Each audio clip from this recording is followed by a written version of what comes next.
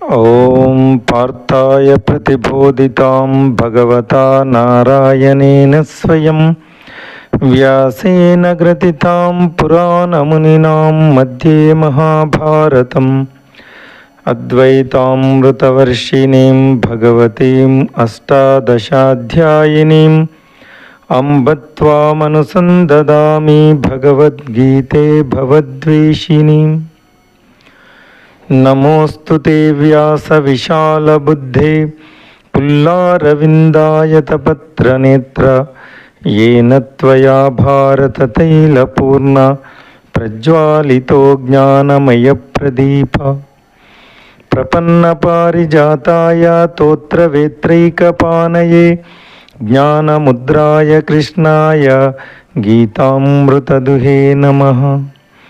सर्वोपनिषदो गावा दोग्धा गोपालनन्दन पार्थो वत्सः सुधीर्भोक्ता दुग्धं गीतामृतं महत्। वसुदेवसुतं देवं कंसचानूरमर्दनं देवकी परमानन्दं कृष्णं वन्दे जगद्गुरुं। देवकी परमानन्दं कृष्णं वन्दे जगद्गुरुं। దేవకీ పరమానందం కృష్ణం వందే జగద్గురుం. శ్రీకృష్ణ పరబ్రహ్మణే నమః. శ్రీమద్భగవద్గీత కర్మ సన్యాస యోగము 25వ శ్లోకం. లభంతే బ్రహ్మ నిర్వాణం ఋషయ క్షీణకల్మష చిన్మద్వైదా యథాత్మాన సర్వభూత హితేరత.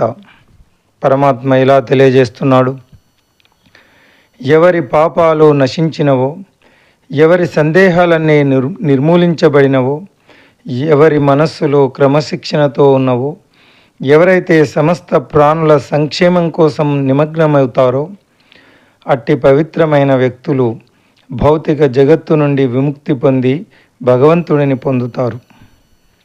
ఇంత క్రితం శ్లోకంలో శ్రీకృష్ణుడు భగవంతుని దివ్యానందము తమయందే అనుభవించే మునులు వారి స్థితిని గురించి చెప్పి ఉన్నాడు. ఈ శ్లోకంలో సమస్త ప్రాణుల సంక్షేమం కోసం నిరంతరం శ్రమించే ఋషుల గురించి వివరిస్తున్నాడు. రామాయణం రామచరితమానస్ ఇలా పేర్కొంటుంది, పరోపకార బచన మన కాయ సంత సహజ సుఖావు ఖగరాయ. కరుణా స్వభావం అనేది ఋషులకు ఉన్న స్వాభావిక గుణం. దానిచే స్ఫూర్తి పొంది వారు తమ వాక్కు, మనస్సు మరియు శరీరాలను పరుల సంక్షేమం కోసమే ఉపయోగిస్తారు. మానవ జాతి సంక్షేమం అనేది మెచ్చదగిన ప్రయత్నం, కానీ శారీరక స్థాయి సంక్షేమ పథకాలు కేవలం తాత్కాలిక ఉపశమనాన్ని కలుగజేస్తాయి.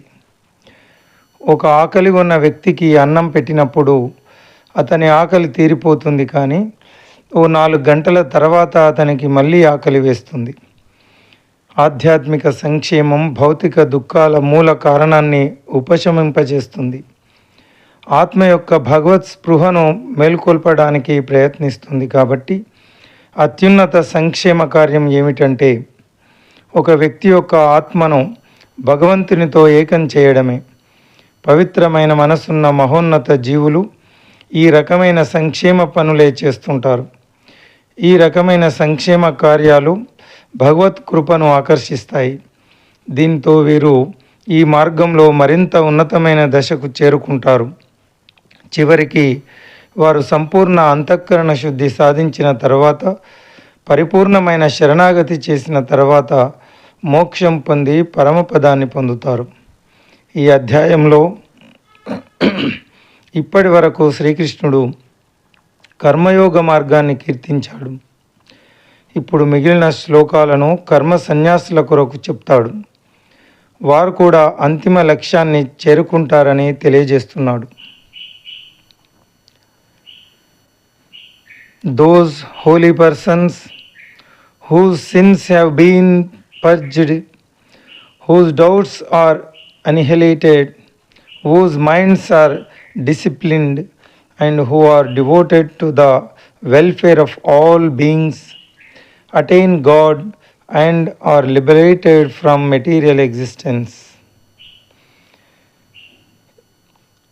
In the preceding verse, Shri Krishna explained the state of the sages who experience the pleasure of God within themselves.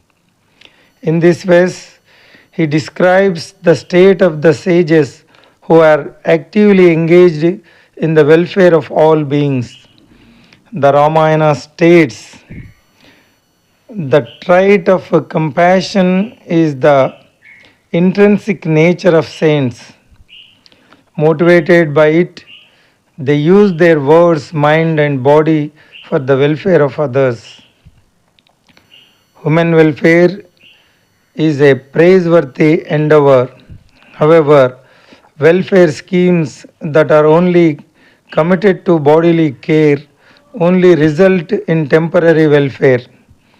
A person is hungry, he is given food, and his hunger is satisfied, but after 4 hours he is hungry again. Spiritual welfare goes right to the root of all material suffering and endeavors to revive the God consciousness of the soul. Hence, the highest welfare activity is to help a person unite his or her consciousness with God. This is the kind of welfare work that elevated souls with purified minds engage in. Such welfare activity further attracts God's grace, which elevates them even further on the path.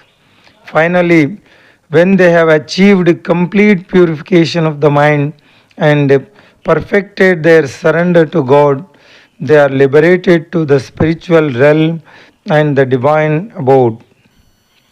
Thus far, in this chapter, Sri Krishna has extolled the path of Karma Yoga.